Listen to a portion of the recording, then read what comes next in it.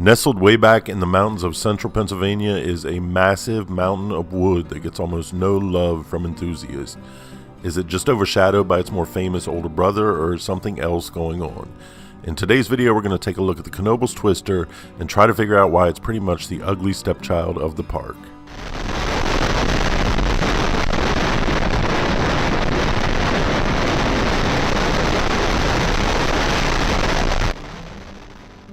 So, Knoebels Amusement Park and Resort is home to just an absolute beast of a wooden coaster called Twister.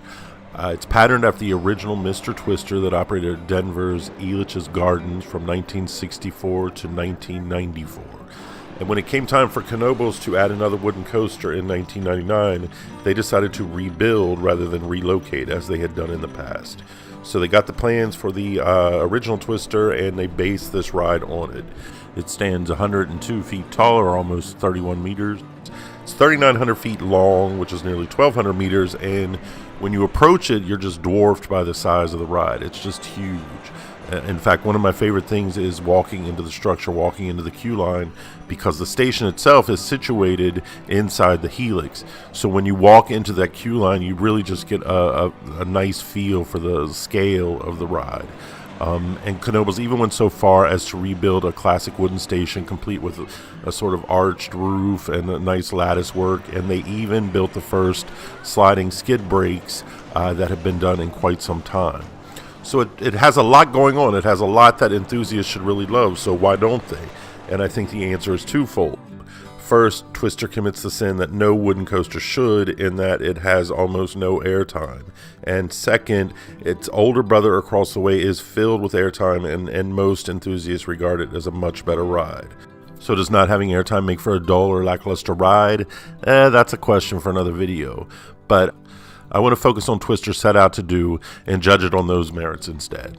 So obviously what Twister wants to do is give you lats, and is it successful in doing that? Yes. The two separate, well actually three separate swoops, really, you kind of get the same experience repeated 3 times from the time you leave the station until before the first drop in terms of the swoops, and each one is different. The first one on the ground is buried deep within the structure. The next one off the first chain lift is nestled in the structure, but it's also at the same time above some of the tracks, so you get a nice view and some lats of the coaster. And then the one at the top of the second lift is very precarious and high. You really feel a sense of unease as you go around those corners. You get a nice first drop. It's nice and stomachy. At the top of the next hill, if you're in the front, you will get a pop of air, and then you get the helix, which is one of the main focuses of the ride. There's tons of lats in this helix. It's really exciting. You get to go around twice. You really feel the power of the structure shaking and the trains rattling, and you just get thrown to the side. It's a really good helix. You've got 2 more good turns with some more lats, and again, if you're sitting in the front, you will get some air here and there. Not a massive ejector air, obviously, but you will definitely get some air as the ride goes on. And then finally, you've got the underground tunnel, which comes out of nowhere and really sort of catches people by surprise if they've never been on the ride.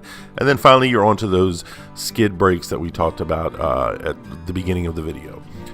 So overall, Twister is a really good ride. I recognize I'm a backseat rider myself. I prefer the backseat, and the backseat of Twister has absolutely no air, not even on the first drop. You do get a nice stomachy sensation, like I said, and you do feel a sort of a gentle lifting out of your seat maybe. But overall, no, you're not going to get any air in the backseat of this ride.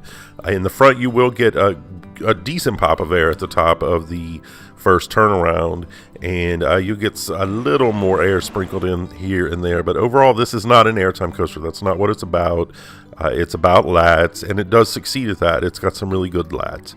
Of course, it's also very well cared for. Knoebels is known for their maintenance program. They have ties to the lumber industry, so you always see new wood when you are looking at Twister. You always see that parts of its track have been rebuilt, so you never get any rough patches or potholes or anything like that. It's always a very well cared for ride. So overall, I think Twister is very successful. Unfortunately, it is in a park that has one of the most beloved wooden coasters on the planet, and one that provides massive air throughout its course. So that just kind of means that Twister, unfortunately, just gets overlooked.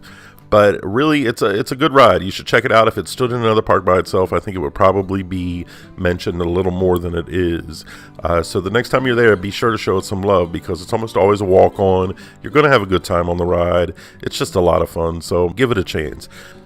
But I'm interested in hearing your opinion. If you've ridden the Knoebels Twister and you have a different opinion for why it doesn't get talked about very much, feel free to comment. I'd love to hear from you.